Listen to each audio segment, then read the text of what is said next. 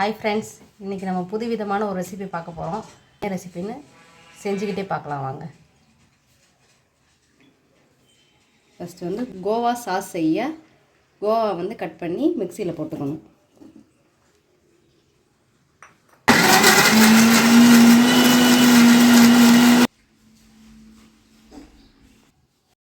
கோவா அரைச்சதில் தயிர்,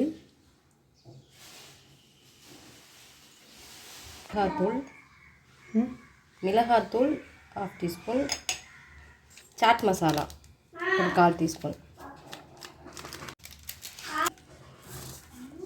உப்பு 1/4 teaspoon mix பண்ணதை அடுப்பில் ஊற்றி இந்த பச்சை வாடை போகிற வரையும் கொதிக்க வைக்கணும்.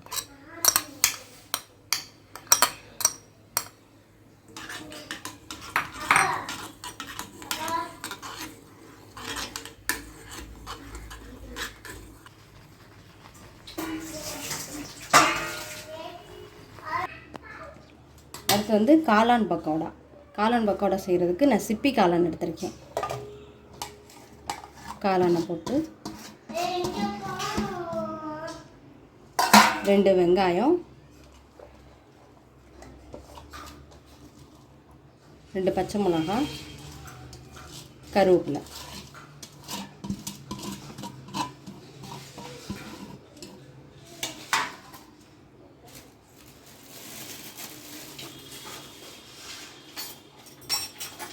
கடலை மாவு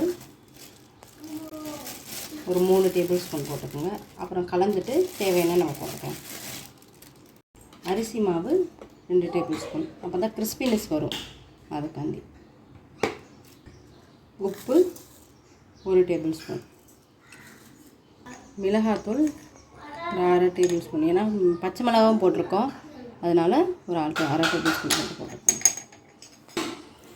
தண்ணி ஊற்றி பக்கோடா மாவுக்கு மாதிரி மிக்ஸ் பண்ணிக்கோங்க. பத்தலைன்னா நீங்கள் இன்னும் கொஞ்சம் கடலை மாவு சேர்த்துக்குங்க.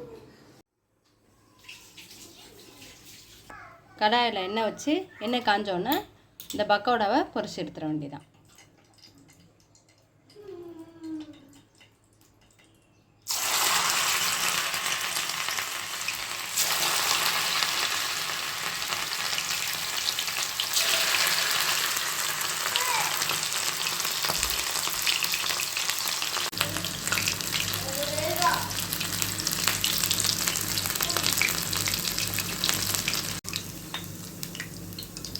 காளான் பக்கோடா ரெடி.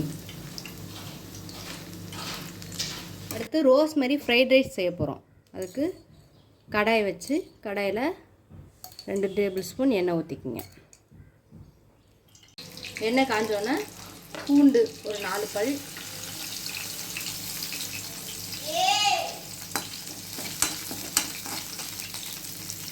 பூண்டை வதக்கி விட்டு இந்த ரோஸ்மெரி வச்சுருக்கேன்.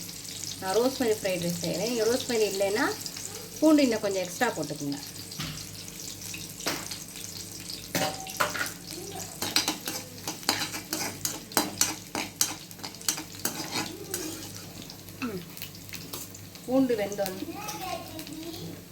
பூண்டு வெந்தோடனே நம்ம ரைஸ் போடணும். உதிரியாக வறுத்து வச்ச ரைஸ். 1/2 ஸ்பூன் மிளகுத்தூள், உப்பு போட்டுக்கிண்டுனா fried rice ready. Plating time. இப்போ நம்ம செஞ்ச கோவா சாஸை வந்து வச்சுக்கணும். அது மேலே நம்ம செஞ்ச காளான் போண்டா,